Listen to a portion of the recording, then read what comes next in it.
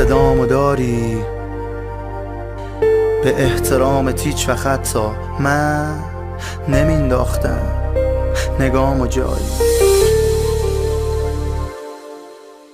رفتی با اینکه میدونستی تو رو دوست داشتم و رو هیچکی نیون حسی که رو تو بود و هست. شاید از اولشم من بودم که نباید میذاشتم رو تو دست رو همه خوبیام بسی چطور چشاتو هیچی نگو فقط ببر صداتو. ببین چه دپرسم ببین چه بیحسم دیگه من تا به خودمم نمیرسم اصلا بیخیا دیگه گذشت از درد و دل. من و تو هر دوتامون شدیم دیگه هر دو ول. یه شب با این یه شب با اون هزار تا کثافت کاری داریم به همرامون. من که از تو بیشتر بود حاشیم من که حتی اگه تو نباشیم فقط به تو فکر میکنم و تو رو میخوام. چیه فکر کردی مثل تو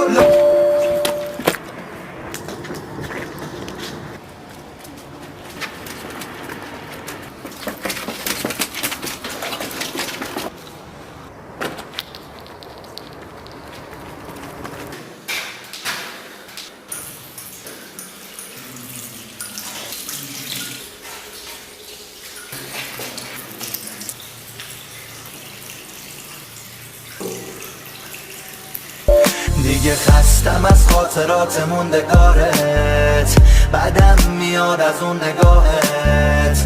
برو نمیخوام برگردی پیشم چون خوب میدونم که کنارش خوبه حالت. دیگه خستم از خاطرات موندگارت بعدم میاد از اون نگاهت. برو نمیخوام برگردی پیشم چون خوب میدونم که کنارش خوبه حالت.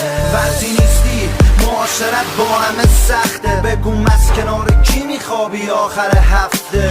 چیه چپ نگاه میکنی طلبکاری جدیدن در اومدی از فاز طرفداری. دل من با دل تو که یکی نیست بدبخت قیافتو ببین ترکیدی مسیرامونم از هم جداست دیدی. باشه تو خوبی اصلا تو راست میگی چیه فکر کردی مثل تو اولا ما بیچاری یکیلم داده تو بغلم. تو که رفتی حرمت یه سری چیزها رو جلو دوستام نگه میداشتی اقلا. خودتو ببین که چقدر فسی منم یه عصبی استرسی که به همه میبرم چون هیچ وقت دوست نداشتم که ببینم اسم تو میاد کنار اسم